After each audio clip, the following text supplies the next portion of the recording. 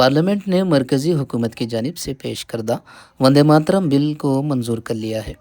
जमेरात को लोकसभा ने आवाज़ राय के ज़रिए इस बिल को मंजूरी दे दी। इससे कबल चारशंबे के रोज़ राज्यसभा भी इस बिल की मंजूरी दे चुकी थी।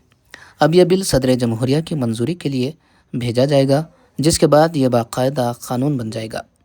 अपोजिशन के एहतजाज और हंगामे के बावजूद हुकूमत ने यह बिल मंजूर करवा लिया।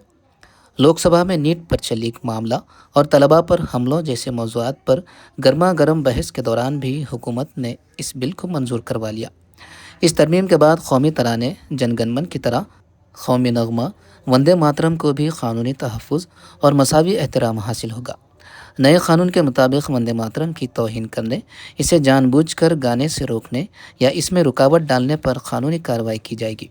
ऐसे जुर्म पर 3 साल तक कैद, जुर्माना या दोनों सजाएं दी जा सकती है। अब एक भारत श्रेष्ठ भारत के लिए संपूर्ण वंदे मातरम चाहिए। वंदे मातरम। महोदय, मैं प्रस्ताव करता हूं कि विधेयक पारित किया जाए। प्रश्न ये है कि विधेयक को पारित किया जाए। जो सदस्य इसके पक्ष में है वो हाँ कहे, जो सदस्य इसके विरोध में है वो ना कहे। मेरे विचार में निर्णय हाँ वालों के पक्ष में हुआ, हाँ वालों के पक्ष में हुआ। प्रस्ताव स्वीकृत हुआ, विधेयक पारित हुआ।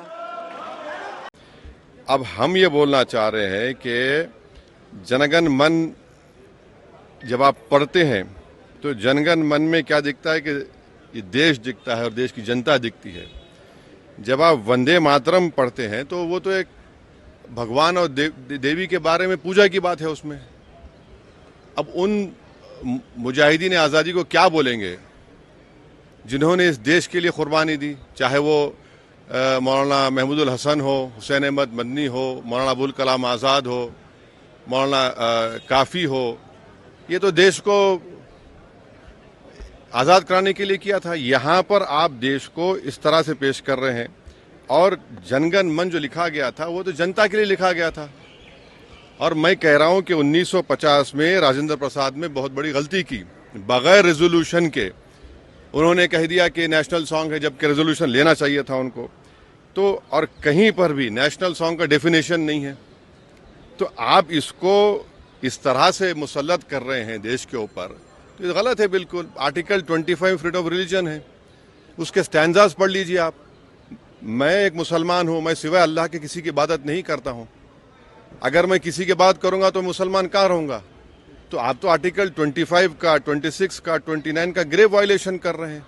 और ये बता दीजिए, ये संघी आरएसएस के लोग कभी वंदे मातरम पढ़े? ये लोग कहाँ पढ़े बताइए? माफीनामे लिख रहे थे। और हिंदू महासभा और मुस्लिम लीग तो फौज जमा कर रहे थे अंग्रेजों को देने के लिए। आपने कभी जिंदगी में पढ़ा ही नहीं। और आखिरी बात, हमारा संविधान का जो प्रियम्बल है वो किससे शुरू होता है? We the people. भारत माँ से नहीं शुरू होता है ना, कहाँ शुरू होता है? तो आप तो ये तो बिल्कुल ही संविधान के खिलाफ, उन मुजाहिदीन आज़ादी के खिलाफ। और जो काम बोस नहीं किए, रविंद्रनाथ टैगोर नहीं किए, वो काम आप ये कर रहे हैं। जो कमेटी बनाई गई थी उन्होंने कहा कि नहीं। तो ये सब मकसद एक ही है कि इस देश को एक हिंदू थियोक्रेटिक कंट्री बनाया जाए। हम इसकी मजम्मत करते हैं, कंडेम करते हैं। और बीजू इमानुएल का जजमेंट आज भी रेलेवेंट है और कल भी रेलेवेंट रहेगा।